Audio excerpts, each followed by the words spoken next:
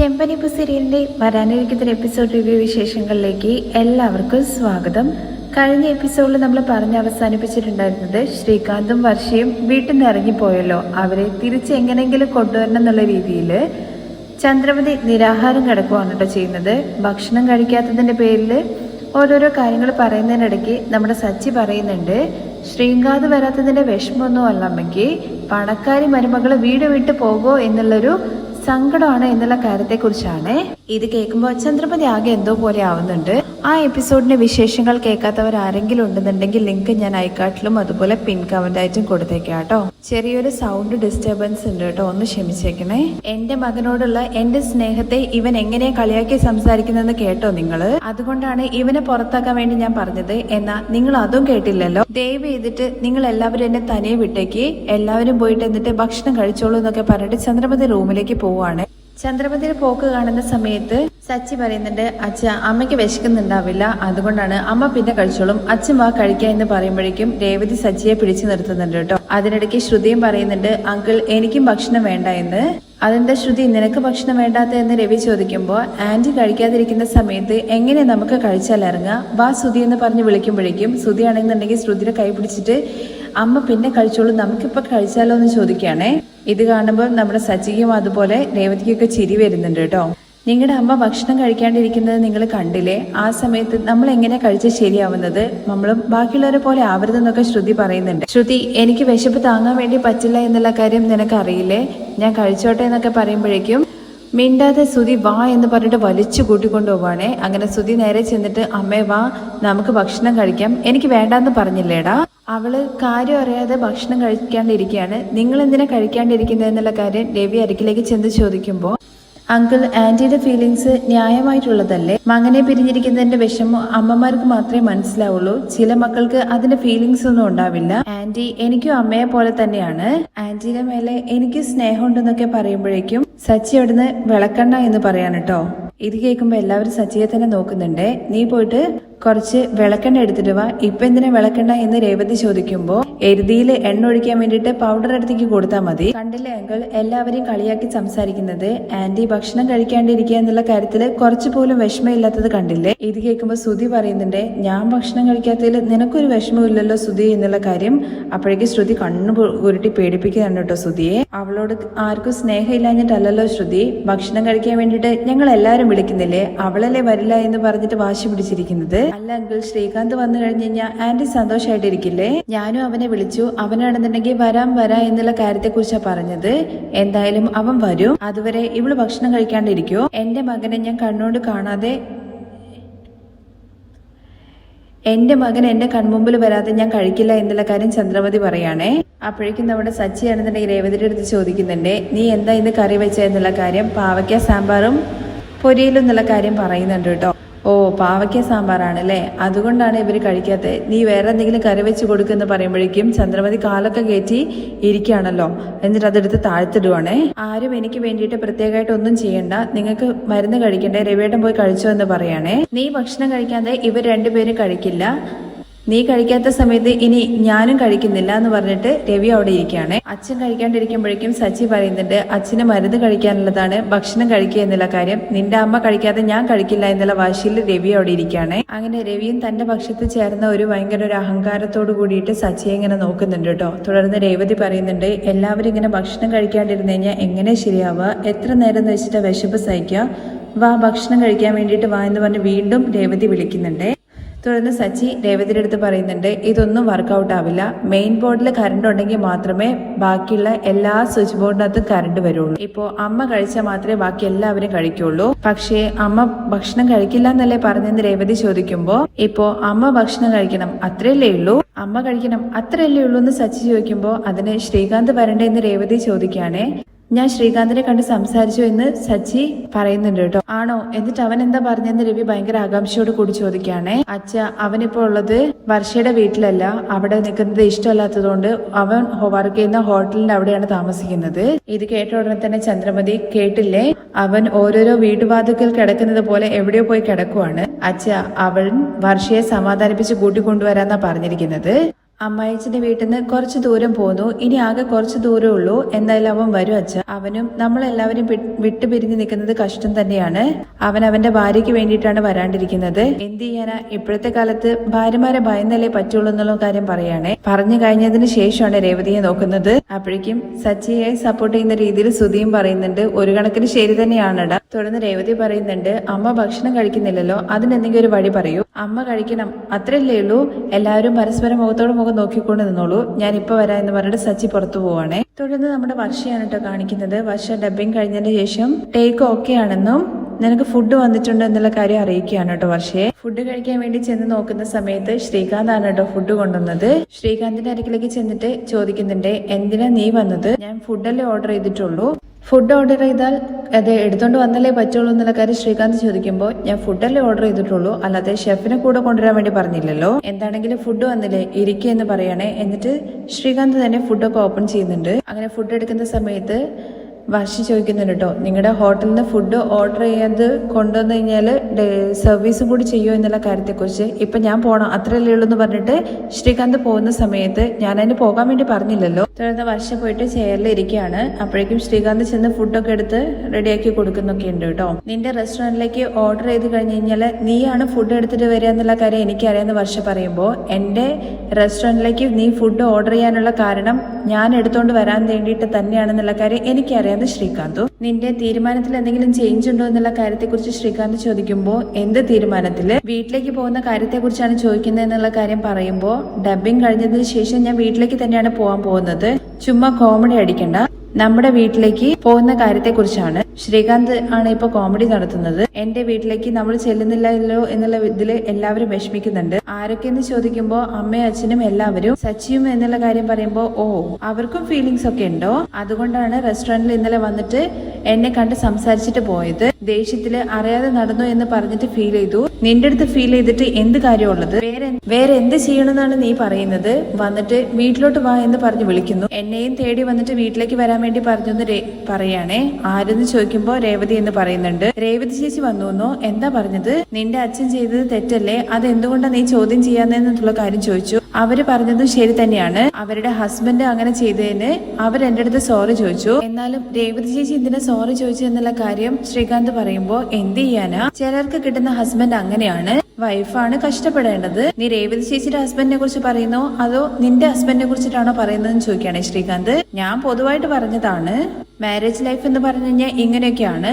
അതെ, സിംഗിൾ ആയിരുന്ന സമയത്ത് ഒരു പ്രോബ്ലം ഇല്ലാന്ന് ശ്രീകാന്ത്. കല്യാണം കഴിഞ്ഞതിന് ശേഷമാണ് ഒരു ടോർച്ചർ എന്റെ തലയിൽ കയറി നിരങ്ങുന്നത്. ടോർച്ചറിന് എന്നെയല്ലേ പറഞ്ഞെന്ന് വർഷം ചോദിക്കുമ്പോൾ ഞാനും പൊതുവായിട്ട് പറഞ്ഞതാണ്.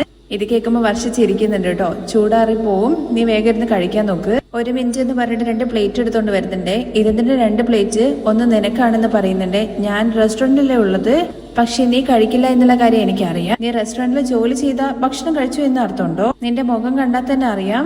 നീയും വാ, നമുക്ക് ഒരുമിച്ച് കഴിക്കാം എന്ന് പറഞ്ഞിട്ട് ഫുഡ് കൊടുക്കുകയാണേ. അങ്ങനെ 2 പേരും കൂടി ഇരുന്ന് ഭക്ഷണം കഴിച്ചുകൊണ്ടിരിക്കുന്നുണ്ട്. സച്ചിയേട്ടൻ വന്നിട്ട് വീട്ടിലേക്ക് ക്ഷണിച്ചു എന്നുള്ള കാര്യത്തെക്കുറിച്ച് പറഞ്ഞല്ലോ. അപ്പോൾ നീ വീട്ടിലല്ലേ തങ്ങിയിരിക്കുന്നത് എന്നുള്ള കാര്യം ചോദിക്കുമ്പോൾ, അല്ല, ഞാൻ റെസ്റ്റോറന്റിൽ തന്നെയാണ് നിൽക്കുന്നത്. നീ എപ്പോഴാണോ വരുന്നത് അപ്പോഴേ ഞാൻ വീട്ടിലേക്ക് പോവുള്ളൂ എന്നുള്ള കാര്യം ശ്രീകാന്ത് പറയുന്നത് കേൾക്കുമ്പോൾ വർഷയ്ക്ക് ഭയങ്കരമായിട്ട് ഹാപ്പി ആവുന്നുണ്ട്. തുടർന്ന് വീണ്ടും ചന്ദ്രമതി ആണെന്നുണ്ടെങ്കിൽ റൂമിൽ ഇരിക്കുന്നുണ്ട്. അതിന്റെ ഒരു സൈഡിലാണെന്നുണ്ടെങ്കിൽ ചന്ദ്രമതി കഴിക്കാത്തതുകൊണ്ട് കഴിക്കില്ല എന്നുള്ള കാര്യം പറഞ്ഞതുകൊണ്ട് ശ്രുതി തലയ്ക്കൊക്കെ കൈ കൊടുത്തിട്ട് വിശപ്പൊക്കെ സഹിക്കാണ്ട് ഇരിക്കുവാണ് കേട്ടോ, പറ്റാത്ത അവസ്ഥയില്. അതേസമയം ഹാളിൽ ഇരുന്നു കൊണ്ട് ശ്രുതിയാണെങ്കിൽ അയ്യോ വിശപ്പ് സഹിക്കാൻ വേണ്ടി പറ്റുന്നില്ലേ എന്ന് പറഞ്ഞ് ഇങ്ങനെ വയറിന്റെ മേലെ പില്ലോ ഒക്കെ വെച്ച് ഇങ്ങനെ ഇരിക്കുന്നുണ്ട്. രവിയും അപ്പുറത്തിരിക്കുന്നുണ്ട്.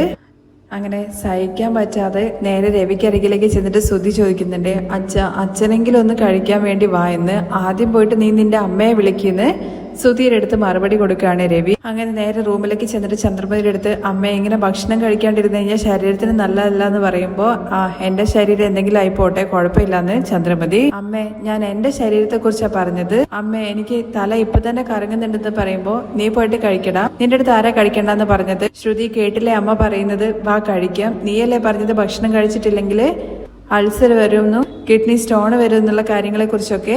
ഒരു ദിവസം ഭക്ഷണം കഴിച്ചില്ല വെച്ചിട്ട് ഒന്നും വരില്ല എന്ന് ശ്രുതി. ആന്റി കഴിക്കാതെ ഞാനും കഴിക്കില്ല എന്ന് ശ്രുതി. ഞങ്ങൾ 2 പേരും കഴിക്കാതിരിക്കുന്ന സമയത്ത് നിനക്ക് മാത്രം കഴിക്കാൻ വേണ്ടി തോന്നുമെന്ന് ചോദിക്കുകയാണ് ശ്രുതിയുടെ അടുത്ത്. ആദ്യം എന്ന് പറയുന്നുണ്ട് കേട്ടോ. പിന്നെ എന്തെന്ന് ശ്രുതി ചോദിക്കുമ്പോൾ ഇല്ല തോന്നില്ല എന്ന് പറഞ്ഞിട്ട് നൈസായിട്ട് അവിടുന്ന് പോവാണ്. എനിക്ക് വിശക്കുന്നൊന്നുമില്ല. ഞാൻ വിശക്കുന്നുണ്ടെന്നുള്ള കാര്യം പറഞ്ഞു കഴിഞ്ഞാൽ അമ്മ കഴിക്കുമോ എന്നുള്ള കാര്യം ഞാനൊന്ന് ടെസ്റ്റ് ചെയ്ത് നോക്കിയതാണ്. മാസത്തിൽ ഒരു ദിവസം ഭക്ഷണം കഴിക്കാണ്ടിരിക്കുന്നത് ശരീരത്തിന് വളരെ നല്ലതാണ് എന്നൊക്കെ അവരുടെ മുമ്പെന്ന് പറഞ്ഞെങ്കിൽ പോലും അയ്യോ വിശക്കുന്നേന്ന് പറഞ്ഞിട്ട് ഇങ്ങനെ പോവാണ്. പുറത്തേക്ക് വന്നിട്ട് രേവതിയുടെ അടുത്ത് വെള്ളം വേണമെന്ന് പറയുകയാണേ. ടേബിളിൽ ഉണ്ടല്ലോ എന്നുള്ള കാര്യം രേവതി ചോദിക്കുന്നുണ്ട്. ഞാൻ എടുക്കണമെന്ന് ചോദിക്കുകയാണേ. എന്താ കൈയില്ലെന്ന് രേവതി ചോദിക്കുമ്പോൾ 2 കൈയുണ്ട്, ഞാൻ തന്നെ എടുത്തോളാം എന്ന് പറഞ്ഞിട്ട് ശ്രുതി പോവാണേ. തുടർന്ന് രേവതി പറയുന്നുണ്ട്, അച്ഛ വന്നിട്ട് കുറച്ച് ഭക്ഷണം കഴിക്ക്, എന്നിട്ട് മരുന്നൊക്കെ കഴിക്കാനുള്ളതല്ലേ എന്ന് ചോദിക്കുമ്പോൾ വേണ്ട, രേവതി മോള് രാവിലെ മുതൽ നിന്നിട്ട് ഓരോ ജോലി ചെയ്യുന്നതല്ലേ, ആകെ ക്ഷീണുണ്ടാവും, നീ പോയി കഴിച്ചെന്ന് പറയുമ്പോൾ അച്ഛ നിങ്ങൾ ആരും കഴിക്കാതെ ഞാൻ മാത്രം എങ്ങനെയാ കഴിക്കുക? സച്ചേട്ടൻ എവിടെയാ പോയെന്നുള്ള കാര്യം അറിയില്ലല്ലോ. എവിടെ പോവാനാ? ഇവിടെ നിന്ന് കഴിഞ്ഞാൽ ഭക്ഷണം കഴിക്കാൻ വേണ്ടി പറ്റില്ല എന്നുള്ള കാര്യം അറിയുന്നതുകൊണ്ട് അവൻ തനിയെ പുറത്ത് പോയിട്ട് ഭക്ഷണം കഴിച്ചിട്ടുണ്ടാവുന്നു ശ്രുതി.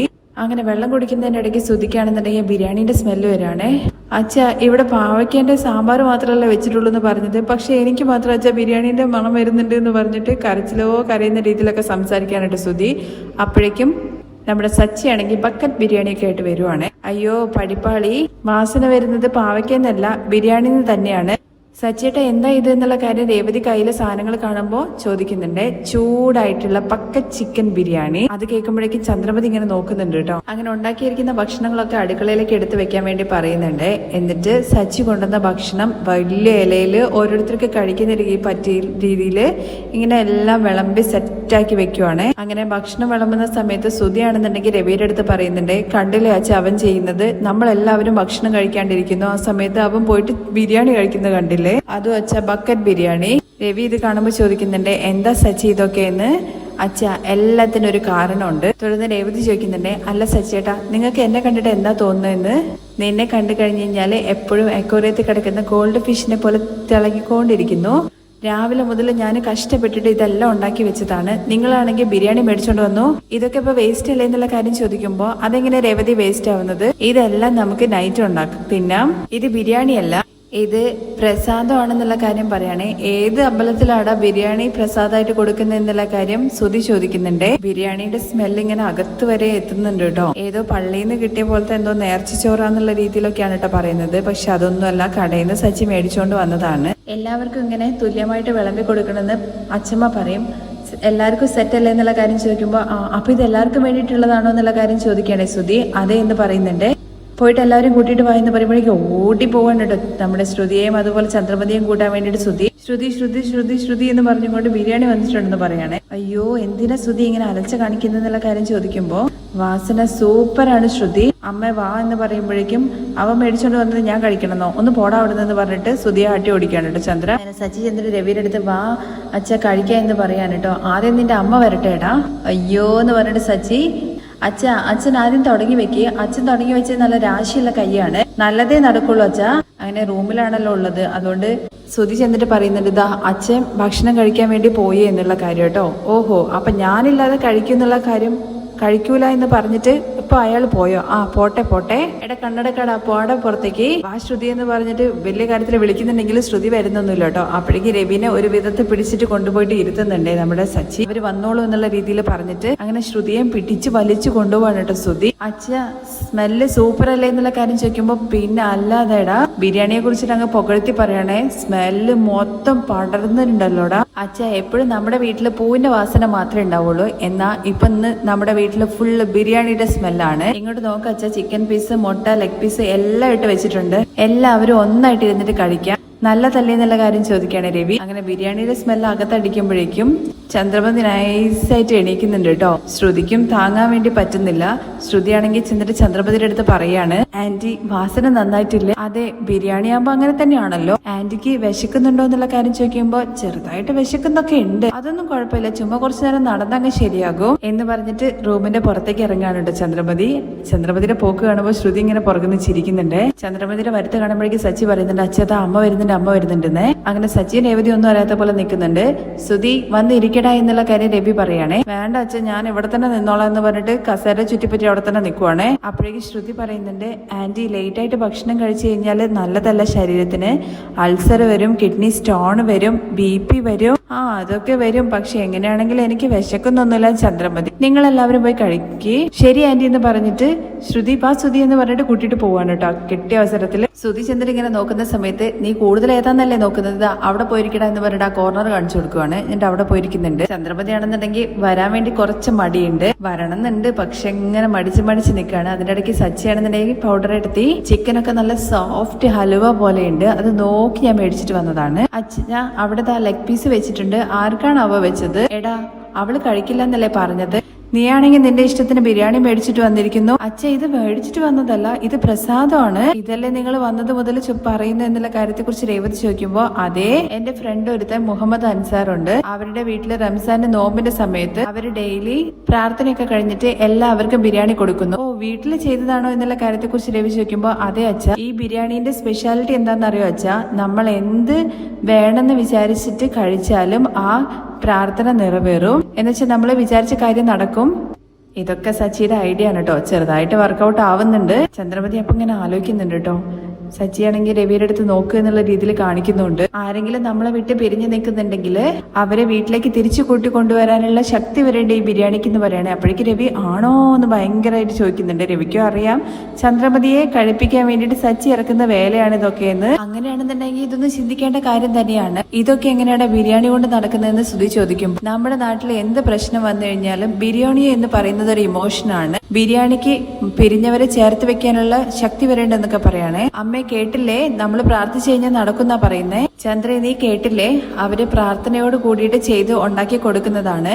നിനക്ക് നല്ലത് വേണമെന്നുണ്ടെങ്കിൽ നീ വന്ന് കഴിക്കുമെന്ന് പറയാണേ. എനിക്ക് വിശക്കുന്നുണ്ട്, ഞാൻ കഴിക്കാന്ന് രവി. രേവതി നീ ഇരുന്ന് കഴിക്കുമെന്ന് പറഞ്ഞിട്ട് രേവതി ഇരിക്കാൻ വേണ്ടി പോകുമ്പോഴേക്കും സച്ചി പറയുന്നുണ്ട് ഇല്ല അച്ഛാ, എല്ലാവരും കൂടി ഒരുമിച്ചിരുന്ന് കഴിച്ചാൽ മാത്രമേ നമ്മൾ വിചാരിച്ചത് നടക്കുള്ളൂ. കേട്ടില്ലേ സച്ചി പറഞ്ഞതെന്ന് ചന്ദ്രയുടെ അടുത്ത് രവി. ചന്ദ്രയെ വാ എന്ന് പറഞ്ഞിട്ട് വീണ്ടും വിളിക്കുകയാണ്. നീ വരുന്നുണ്ടോന്നും കൂടി ചോദിക്കുമ്പോഴേക്കും ശരി, എന്തായാലും എന്റെ മകൻ തിരിച്ചു വരുമോ എന്നുള്ള കാര്യം ഇതിലെങ്കിലും നോക്കട്ടെ എന്ന് പറഞ്ഞിട്ട് ചെന്നിരിക്കുകയാണ്. അങ്ങനെ എല്ലാവരും ഇരുന്നിട്ട് ഒരുമിച്ച് കൈവച്ച് ഒരുമിച്ച് കഴിക്കുകയാണ് കേട്ടോ ചെയ്യുന്നത്. ബിരിയാണി കഴിക്കുന്ന സമയത്ത് ബിരിയാണി ചന്ദ്രമതിക്ക് നല്ല ഇഷ്ടാവുന്നൊക്കെ ഉണ്ട് കേട്ടോ. ചന്ദ്രമതി കഴിക്കുന്ന കാണുമ്പോൾ രവി ഇങ്ങനെ നോക്കുന്നുണ്ട്. അപ്പോഴേക്കും ചന്ദ്രമതി പറയുന്നുണ്ട് ഞാൻ രുചിയോണ്ടൊന്നുമല്ല കഴിക്കുന്നത്, പിരിഞ്ഞവർ വരും എന്നുള്ള കാര്യത്തെ കുറിച്ച് പറഞ്ഞില്ലേ, അതുകൊണ്ട് കഴിക്കുന്നതാണ്. വരും, പക്ഷെ കുറച്ചുപോലും ബാക്കി വെക്കാതെ കഴിക്കണം, എന്നാൽ മാത്രമേ ഫലം കിട്ടുള്ളൂ എന്ന് സച്ചി. അങ്ങനെ ഭക്ഷണം കഴിക്കുന്നതിന്റെ ഇടയ്ക്ക് ശ്രുതി പറയുന്നുണ്ട് ഇത്രയും നല്ല ബിരിയാണി ഞാൻ മുമ്പ് കഴിച്ചിട്ടില്ല, ഇത് എവിടുത്തെ ബിരിയാണിയാണ്, ആരാ ചെയ്യുന്നതെന്നൊക്കെ ചോദിക്കുമ്പോൾ ഇത് പുറത്തുനിന്ന് വന്നിട്ട് ഏതെങ്കിലും ഷെഫ് ചെയ്യുന്നതെന്നൊക്കെ കാര്യങ്ങളെ കുറിച്ചൊക്കെ ശ്രുതി ചോദിക്കുന്നുണ്ട്. അതെ, പുറത്ത് മലേഷ്യന്നും പുറത്തുനിന്നൊന്നുമല്ല. അപ്പോഴേക്കും വീണ്ടും മലേഷ്യ വന്നല്ലോ. ചന്ദ്രമതി ആണെന്നുണ്ടെങ്കിൽ മലേഷ്യയുടെ കാര്യം പറഞ്ഞപ്പോഴാ അല്ല ശ്രുതി നിന്റെ അച്ഛൻ എവിടെ പോയി? കണ്ടില്ലേ അച്ഛ, അമ്മ ഇപ്പൊ തിമ്പായിട്ടുണ്ട്, ഇപ്പോ പുതിയൊരു പടം ഓടും, മമ്മി റിട്ടേൺ. എടാ അത് വേറെ മമ്മിയാണെന്നുള്ള കാര്യം ശ്രുതി പറയുമ്പോ നമ്മുടെ മമ്മിയേക്കാൾ അത്ര സ്ട്രോങ് ആയിരിക്കില്ല എന്ന് മാത്രം. ഇത് കേൾക്കുമ്പോഴേക്കും ചന്ദ്രമതി അവന്റെ അടുത്ത് ചുമ്മാതിരിക്കാൻ വേണ്ടി പറ. ശ്രുതി നിന്റെ അച്ഛൻ എന്താ സംഭവിച്ചത്? അന്ന് നടന്ന പ്രശ്നങ്ങൾ കാരണം ഞാൻ നിന്റെ അടുത്ത് ചോദിക്കാൻ വിട്ടുപോയതാണ്. അതാൻറ്റി ഞാൻ കോൾ ചെയ്തു, പക്ഷെ അവരുടെ മൊബൈൽ റീചാർജ് അല്ല എന്നുള്ള കാര്യത്തെ കുറിച്ച് പറയാണ്. എയർപോർട്ടിലേക്ക് വന്നു എന്നുള്ള കാര്യം പറഞ്ഞില്ലേ? അങ്ങനെയാണ് ആന്റി പറഞ്ഞിട്ടുണ്ടായിരുന്നു. പിന്നെ എന്താ സംഭവിച്ചെന്നുള്ള കാര്യം അറിയില്ല, ഫോൺ സ്വിച്ച് ഓഫ് ആണ്. നീ പറയുന്നതിൽ എന്തൊക്കെയോ പ്രശ്നങ്ങളുണ്ട്, വന്നില്ല എന്നൊക്കെ പറയുന്നു. സത്യമാണോ കള്ളാണോ പറയുന്നതെന്നുള്ള കാര്യം ഒന്നും അറിയില്ല. അമ്മയ്ക്ക് ഇപ്പൊ കാര്യങ്ങൾ വ്യക്തമായിട്ട് തോന്നി തുടങ്ങിയിട്ടുണ്ട് എന്നുള്ള കാര്യം സച്ചി പറയുന്നുണ്ട്. അമ്മ അവർ ചിലപ്പോൾ എന്തെങ്കിലും എമർജൻസി കാരണം വരാതിരുന്നതായിരിക്കും. അമ്മ ആദ്യം ഭക്ഷണം കഴിക്കാൻ വേണ്ടി നോക്കുന്ന ശ്രുതി പറയുമ്പോഴേക്കും അതെങ്ങനെയാ ഫ്ലൈറ്റ് കയറിയ ആള് വരാണ്ടിരിക്കുക എന്നുള്ള കാര്യം രവി. അത് ശരിയാണ് അച്ഛാ, ഈ ഫ്ലൈറ്റൊക്കെ തട്ടിക്കൊണ്ടു പോകുന്നുള്ള കാര്യത്തെ കുറിച്ച് പറയില്ലേ, അതുപോലെ ഫ്ലൈറ്റ് ഇനി ആരെങ്കിലും കൊണ്ടുപോയോ അതാണോ കാണാണ്ടായി പോയെന്നൊക്കെ ആർക്കറിയാം. ശരി, അച്ഛന്റെ കാര്യം വിട്ടേക്ക്. എന്തായാലും മാമൻ എന്ന് പറയുന്ന ഒരാളുണ്ടല്ലോ, അവർക്ക് കോൾ ചെയ്യേണ്ടതല്ലേ? ശരിയാണല്ലോ, പൊങ്കലിന് നാട്ടിലേക്ക് വന്നിട്ടുണ്ടായിരുന്നല്ലോ, അത് കഴിഞ്ഞ ശേഷം പിന്നെ ശ്രുതി ഒന്നും സംസാരിച്ചിട്ടില്ലേ അല്ലെങ്കിൽ വിളിച്ചിട്ടില്ലേ എന്നൊക്കെ രേവതി ചോദിക്കുകയാണേ. ഞാൻ അവർക്കും ട്രൈ ചെയ്തു, പക്ഷെ കോൾ എടുക്കുന്നില്ല എന്ന് ശ്രുതി. അച്ഛാ ഇതൊക്കെ വിശ്വസനീയമായിട്ട് തോന്നുന്നുണ്ടോ? അങ്ങനെ ശ്രുതി ആകെ ടെൻഷൻ അടിക്കുകയാണ് കേട്ടോ. എന്തായാലും സച്ചേട്ടൻ കഴിക്കും മതി എന്ന് പറഞ്ഞിട്ട് രേവതി കഴിപ്പിക്കുന്നുണ്ട്. പക്ഷേ ചന്ദ്രമതി ആണെന്നുണ്ടെങ്കിൽ ശ്രുതിയുടെ അടുത്ത് പറയുന്നുണ്ട് അച്ഛൻ വരാന്ന് പറഞ്ഞിട്ട് വന്നില്ല. ശരി, ഇളയച്ചനാണെന്നുണ്ടെങ്കിൽ ഫോൺ എടുക്കുന്നില്ല എന്നുള്ള കാര്യത്തെക്കുറിച്ച് പറയുന്നു. ഇതൊന്നും ശ്രുതി അത്ര വിശ്വസനീയമായിട്ട് എനിക്ക് തോന്നുന്നില്ല. അതിനിടയ്ക്ക് രവി പറയുന്നുണ്ട്, ചന്ദ്രൻ എന്തിനാ ഇപ്പം കഴിക്കുന്ന സമയത്തിനെ കുറിച്ചൊക്കെ ചോദിക്കുന്നത്, എന്തായാലും ആദ്യം ഭക്ഷണം കഴിക്കുക, ശ്രുതി നീയും കഴിക്കുന്ന പറഞ്ഞിട്ട് എല്ലാവരും കഴിപ്പിക്കുകയാണ്. അങ്ങനെ ഭക്ഷണമൊക്കെ കഴിച്ചിട്ട് ശ്രുതിയാണെന്നുണ്ടെങ്കിൽ റൂമിൽ പോയിട്ട് കിടക്കുവാണ് കേട്ടോ. അപ്പോഴാണ് ചന്ദ്രമതി അങ്ങോട്ടേക്ക് കയറി വരുന്നത്. എന്താ ചെയ്യണമെന്നുള്ള കാര്യം ചോദിച്ചപ്പോൾ ഭക്ഷണം കഴിച്ചില്ല, അതുകൊണ്ട് കുറച്ചു നേരം ഉറങ്ങാന്ന് വിചാരിച്ചു. നിനക്കുറക്കം വരുന്നുണ്ട്, പക്ഷെ എനിക്ക് വരുന്നില്ലല്ലോ. എന്താ ആന്റി ശരിക്കും ഡൈജസ്റ്റ് ആയില്ലെന്ന് ചോദിക്കുകയാണ്. ശരിയാണ്, നീ ഇടയ്ക്കിടയ്ക്ക് പറയുന്ന കാര്യങ്ങൾ കേട്ടിട്ട് എനിക്ക് അത്ര അങ്ങ് ദഹിക്കുന്നില്ല. നീ സത്യമാണോ അതോ കള്ളാണോ പറയുന്നതെന്ന് എനിക്കൊന്നും മനസ്സിലാവുന്നില്ല. ഞാൻ എന്താ ആന്റി കള്ളം പറഞ്ഞത്? എനിക്കൊന്നും അറിയില്ല. ശരിയാണ്, നിനക്കൊന്നും അറിയില്ല, കാരണം പച്ച കുഴന്തല്ലേ നീ. എന്താ ആന്റി ഇങ്ങനെയൊക്കെ സംസാരിക്കുന്നതെന്ന് ശ്രുതി ചോദിക്കുമ്പോ നിനക്ക് എന്നെ കണ്ടിട്ട് എന്താ മുട്ടാളെ പോലെയാണ് തോന്നുന്നത്? നിന്റെ അച്ഛൻ എപ്പോഴാ വരാന്നുള്ള കാര്യം ഞാൻ ചോദിച്ചുകൊണ്ടേ ഇരിക്കുകയാണ്. നീയാണെങ്കിൽ ഓരോന്ന് പറഞ്ഞിട്ട് ഒഴിഞ്ഞു മാറുന്നു. ഞാനത് അങ്ങ് വിട്ടുകളയുന്നു നീ വിചാരിച്ചോ? ഞാനൊന്നും പറഞ്ഞ് ഒഴിഞ്ഞു മാറുമല്ല ആന്റി, ശരിക്കും എനിക്ക് അറിയില്ല. ഇനിയും എത്ര നാളാണ് ഈ കാര്യം തന്നെ പറഞ്ഞുകൊണ്ടിരിക്കുക? നിന്റെ കല്യാണത്തിനും വന്നില്ല, താലി പിരിച്ചു കോർക്കുന്നതിനും വന്നില്ല, ഫ്ലൈറ്റില് വന്നവര് ഇതുവരെ വീട്ടിലെത്തിയിട്ടില്ല. ഞാൻ അറിയാത്തതുകൊണ്ട് ചോദിക്കുകയാണ്, ശരിക്കും നിനക്ക് അങ്ങനെ ഒരു അച്ഛനുണ്ടോ അതോ നിന്റെ കൽപ്പനയാണോ അത്? കള്ളം പറഞ്ഞ് നീ എല്ലാവരെയും പറ്റിക്കുകയാണോ ചെയ്യുന്നത്? എന്താ ആന്റി ഇങ്ങനെയൊക്കെ ചോദിക്കുന്നത്? ഞാൻ കള്ളം പറയാണെന്നാണോ ആന്റി പറയുന്നത്? നീ പറയുന്നതും നിന്റെ രീതികളൊക്കെ കണ്ടുകഴിഞ്ഞാൽ പിന്നെ എങ്ങനെയാ വിചാരിക്കേണ്ടത്? നിന്റെ കല്യാണത്തിന് മുമ്പ് മുതലേ ഞാൻ ഇതിനെക്കുറിച്ച് ചോദിച്ചുകൊണ്ടിരിക്കുന്നു. ഇതുവരെ നിന്റെ അച്ഛൻ ഫോണിൽ പോലും സംസാരിച്ചിട്ട് ഞാൻ കേട്ടിട്ടില്ല. ഇല്ല ആന്റി, അവര് കുറച്ച് ബിസിയാന്ന് പറഞ്ഞ് തുടങ്ങുമ്പോഴേക്കും ചുമ്മാ ബിസി കിസി എന്നുള്ള കാര്യമൊന്നും എന്റെ അടുത്ത് പറയരുത്. അതിന് മാത്രം എന്താ അവർക്ക് എത്ര ജോലി? മലേഷ്യയിലെ നാട്ടിലെ അധികാരിയാണോ നിന്റെ അച്ഛൻ? ഒരു 10 മിനിറ്റ് ഫോണിൽ സംസാരിക്കാൻ പോലും അവർക്ക് ടൈമില്ലേ? ശരി, എന്റെ അടുത്ത് സംസാരിക്കണ്ട, പക്ഷെ നീ നിന്റെ അച്ഛൻ്റെ അടുത്ത് സംസാരിക്കാൻ ഞാൻ ഇതുവരെ കണ്ടിട്ടില്ലല്ലോ. സ്വന്തം മകൾക്ക് കല്യാണമായി ഇത്രയും നാള് എന്താണ് വിശേഷം, എങ്ങനെ ഇരിക്കുന്നു എന്നുള്ള കാര്യങ്ങളെ കുറിച്ചൊന്നും അന്വേഷിക്കാത്ത എന്ത് അച്ഛനാണ്? വർഷയുടെ അമ്മയുടെ കാര്യം തന്നെ നോക്ക്. അവളെ ഇവിടെ കൊണ്ടുവിട്ടതിന് ശേഷം എത്ര പ്രാവശ്യം ഇങ്ങോട്ട് വന്നു, പ്രശ്നമായിട്ട് കൂട്ടിക്കൊണ്ടുപോയി അവളെ തന്നെ വിട്ടേക്ക്. ഇപ്പൊ രേവതിയുടെ അമ്മയുടെ കാര്യം നോക്ക്, മാസത്തില് 2 തവണയെങ്കിലും അവളെ വന്നിട്ട് കണ്ടിട്ട് പോകുന്നു. അവരെ എനിക്ക് ഇഷ്ടമല്ലെങ്കിൽ പോലും സ്വന്തം മകളുടെ മേലെ സ്നേഹമില്ലേ അവർക്ക്? നിന്റെ അച്ഛൻ അങ്ങനെ ഉണ്ടോ എന്നുള്ള കാര്യം എനിക്ക് അറിയില്ല. ശരിക്കും നീ നിന്റെ അച്ഛനുമായിട്ട് സംസാരിച്ചിട്ടുണ്ടായിരുന്നോ അതോ ചുമ്മാ എന്റെ അടുത്ത് പറഞ്ഞതാണോ? ഞാൻ എന്തിനാ ആന്റിയുടെ അടുത്ത് കള്ളം പറയുന്നത്? അപ്പൊ നീ അച്ഛനെ വിശ്വസിച്ചിട്ട് നീ കബളിക്കപ്പെടുകയാണോ അതോ നീ എന്നെ കബളിപ്പിക്കുകയാണോ? പുറത്ത് കണ്ടില്ലേ ആ സച്ചി രേവതിയും കൂടി ചേർന്നിട്ട് നിന്റെ അച്ഛൻ വരാത്തതിന്റെ ഇടയ്ക്കിടയ്ക്ക് പറഞ്ഞ് എന്നെ നാണം കെടുത്തുന്നത്? നിന്നെ ഞാൻ കൂട്ടിക്കൊണ്ടുവന്ന മരുമകളാണെന്നുള്ള കാര്യം വലിയ കാര്യത്തിൽ ഞാൻ പറയുന്നുണ്ട്. എന്നാ നീയോ എന്നെ ദിവസവും അപമാനപ്പെടുത്തിക്കൊണ്ടേയിരിക്കുകയാണ്. ആന്റിക്ക് ഒരു ഇൻസൾട്ട് ഉണ്ടാക്കാൻ വേണ്ടിട്ട് ഞാൻ എങ്ങനെ വിടുവോ ആന്റി? ദിവസവും അത് തന്നെയല്ലേ ഇവിടെ നടന്നുകൊണ്ടിരിക്കുന്നത്. സത്യം പറയാം, നിന്റെ അച്ഛൻ വരുമോ ഇല്ലയോ? അപ്പോഴേക്കും നമ്മുടെ ശ്രുതി ഐഡിയ ഇറക്കാനായിട്ട് ചെയ്യുന്നത്. ആന്റിയുടെ ചോദ്യങ്ങളൊക്കെ എന്റെ ഉള്ളിലുള്ളതാണ്. ആന്റി എന്റെ അടുത്ത് ഇങ്ങനെ ചോദിക്കുമ്പോൾ എനിക്ക് എത്ര വിഷമാവുന്നുണ്ടെന്നുള്ള കാര്യം അറിയോ? ഞാനും എന്റെ അച്ഛനെ കാണണമെന്നും സംസാരിക്കണമെന്നും ഒക്കെ ആഗ്രഹിച്ചുകൊണ്ട് തന്നെയാണ് നിൽക്കുന്നത്. എൻ്റെ അമ്മ മരിച്ചത് കുറച്ച് കാലങ്ങൾക്ക് ശേഷം തന്നെ അദ്ദേഹം വേറെ കല്യാണം കഴിച്ചിട്ട് പോയി. അതിൽ ഞാൻ അച്ഛനുമായിട്ട് ദേഷ്യപ്പെടുകയും അടിയുണ്ടാക്കി പിരിയുകയൊക്കെ ചെയ്തതാണ്. എന്നാൽ ഇപ്പോൾ അച്ഛനോട് എൻ്റെ ദേഷ്യം കുറഞ്ഞു വരികയാണ്. എനിക്കും ഇപ്പോഴും അച്ഛനെ കാണണമെന്നും സംസാരിക്കണമെന്നും ഒക്കെ ആഗ്രഹമുണ്ടെന്നൊക്കെ പറഞ്ഞിട്ട് കരയുമ്പോഴേക്കും ചുമ്മാ ഇത് തന്നെ പറഞ്ഞുകൊണ്ടിരിക്കേണ്ട ശ്രുതി എത്ര നാളെന്ന് വിചാരിച്ചിട്ടാണ് ഇതിങ്ങനെ കേട്ടോണ്ടിരിക്കുക. ശ്രുതി വേണമെന്നുണ്ടെങ്കിൽ ഇതൊക്കെ വിശ്വസിക്കും, പക്ഷേ എൻ്റെ അടുത്ത് നിന്റെ വേലയൊന്നും നടക്കില്ല. ഇത്രയും നാളും നീ പറയുന്ന കാര്യങ്ങളൊക്കെ കേട്ടിട്ട് ബൊമ്മയെ പോലെ ഞാൻ തലയാട്ടിക്കൊണ്ട് തന്നെയാണ് നിന്നത്. ഇനിയും നിന്നെ വിശ്വസിച്ചിട്ട് മറ്റുള്ളവരുടെ മുമ്പിൽ തല കുനിക്കാൻ വേണ്ടി ഞാൻ തയ്യാറല്ല. നീ എന്ത് ചെയ്യണോ ഏത് ചെയ്യണമെന്നൊന്നും എനിക്കറിയില്ല. നിന്റെ അച്ഛൻ ഇവിടെ വന്നേ പറ്റൂ. അങ്ങനെ വന്നിട്ടില്ല എന്നുണ്ടെങ്കിൽ നിന്റെ സ്ഥാനം ഈ വീട്ടിൽ എവിടെയാന്നുള്ള കാര്യം ഞാൻ തീരുമാനിക്കും. ശ്രുതിക്ക് വേണ്ടിയിട്ട് പോലും ഞാൻ ചിന്തിക്കില്ല, ഓർത്തോ എന്നൊക്കെ പറഞ്ഞിട്ട് കാലി തുള്ളിയിട്ട് പോവാണ് ചന്ദ്രമതി. അങ്ങനെ ശ്രുതി ആകെ പെട്ട അവസ്ഥയിൽ ഇങ്ങനെ നിൽക്കുവാണ്. ആ രംഗത്തോട് കൂടിയിട്ടാണ് മറ്റൊരു എപ്പിസോഡിന്റെ രംഗം